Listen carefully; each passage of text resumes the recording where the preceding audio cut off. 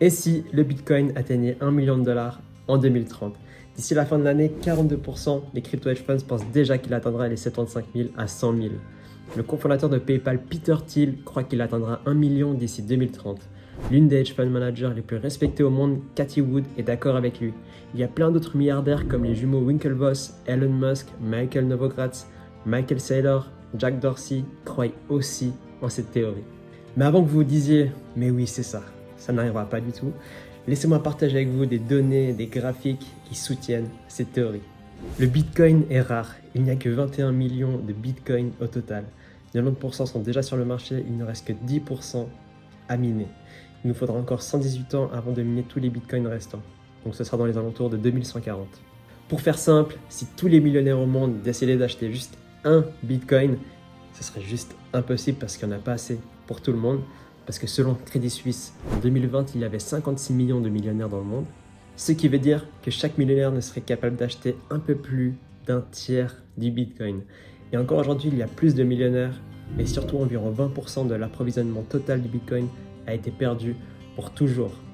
Vous vous souvenez de tous ces gens qui ont perdu leur clé USB dans la poubelle? Ça représente comme 4 à 6 millions de Bitcoins qui n'ont jamais été récupérés. Ce qui veut dire qu'il y a encore 15 à 17 millions de Bitcoin. Et même moins, car Satoshi Nakamoto, le fondateur du Bitcoin, a 1 million de Bitcoin. Et ça le rend encore plus rare. Donc dans cette vidéo, je vais parler de données qui soutiennent cette théorie de fou du Bitcoin à 1 million de dollars en 2030. J'ai hâte, c'est parti! Salut, je m'appelle Robin Finger, j'espère que vous allez bien. Bienvenue sur ma toute nouvelle chaîne YouTube. Donc en ce moment, le Bitcoin vaut environ 20 000 dollars. Et sa valeur boursière est d'environ 400 milliards de dollars. Le marché est à la baisse, donc c'est normal qu'il ne soit pas très haut. Et il risque de descendre encore plus si l'économie ne s'améliore pas. Voici ce qu'il faudrait pour qu'il atteigne le million de dollars. Nous aurons besoin de 50 fois la valeur boursière actuelle pour qu'elle atteigne 20 billions de dollars, ce qui est une somme gigantesque. Juste pour que vous voyez à quoi ressemble 1 milliard de dollars à côté d'un canapé d'un groupe de personnes en billets de 100 dollars, c'est beaucoup d'argent, mais ce n'est pas 1 billion.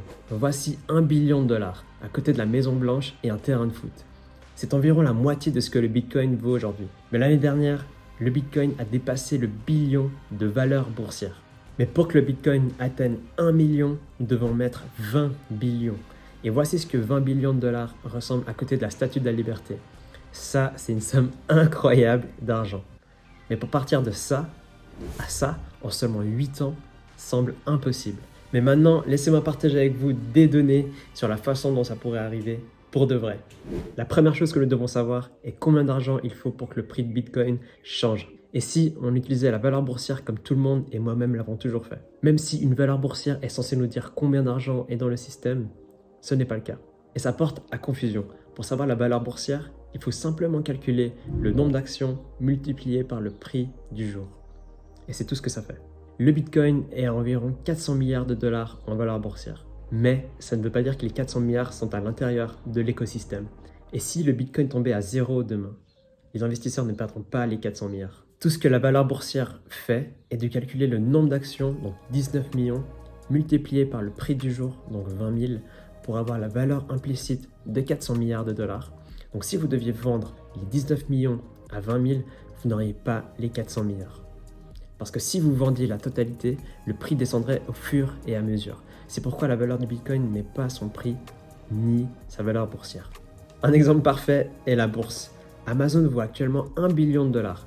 Ce montant se génère lorsque l'on prend toutes les actions qui sont disponibles au total en les multipliant par le prix actuel d'Amazon pour obtenir 1 billion de dollars. N'oubliez pas que ça ne veut pas dire qu'Amazon a 1 billion de dollars, mais c'est simplement sa valeur boursière. Techniquement, vous pouvez créer une entreprise à 1 milliard de dollars avec juste 1 dollar.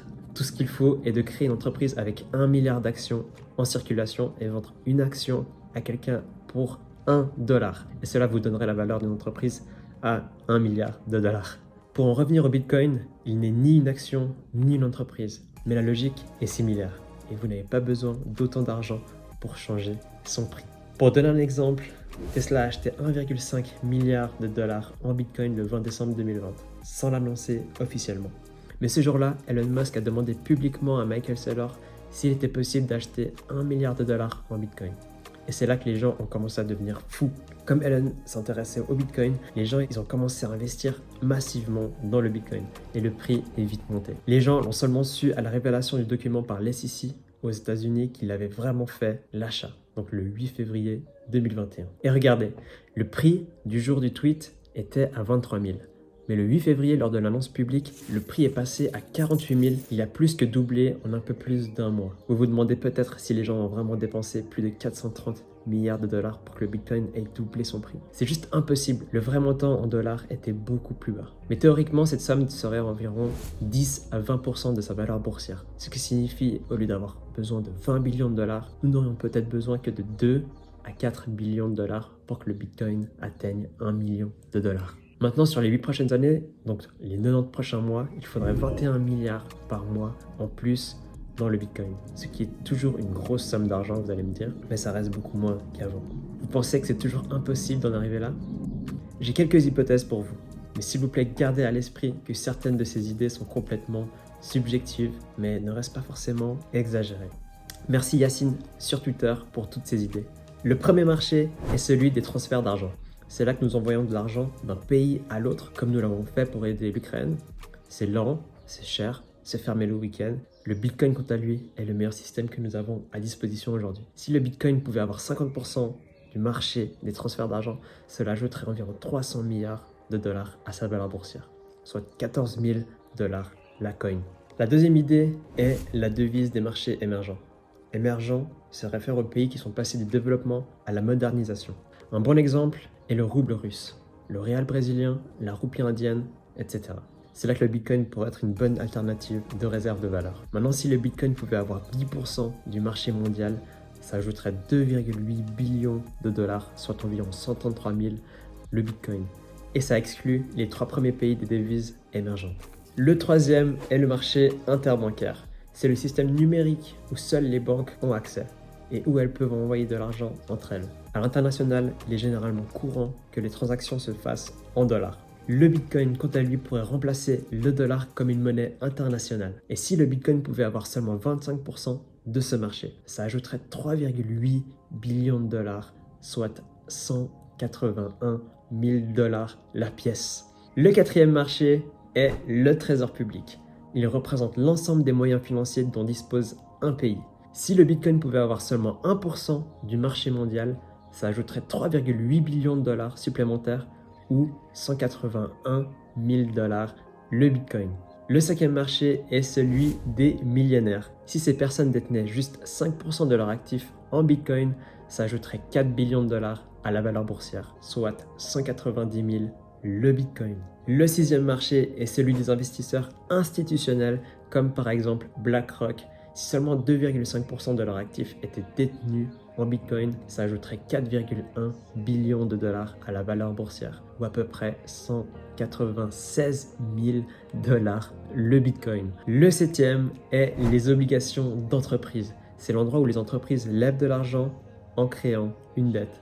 Et si seulement 5% de leur dette était en Bitcoin, cela ajouterait 4,2 billions de dollars à la valeur boursière, soit 200 000 le Bitcoin.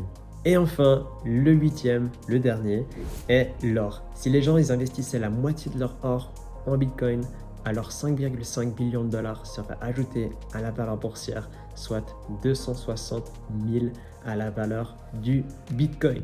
Je vous rappelle juste que toutes celles-ci sont des hypothèses et qu'il faudrait rassembler ces 8 marchés pour que la valeur boursière totale soit de 28,5 billions de dollars, soit 1,36 million le prix du Bitcoin.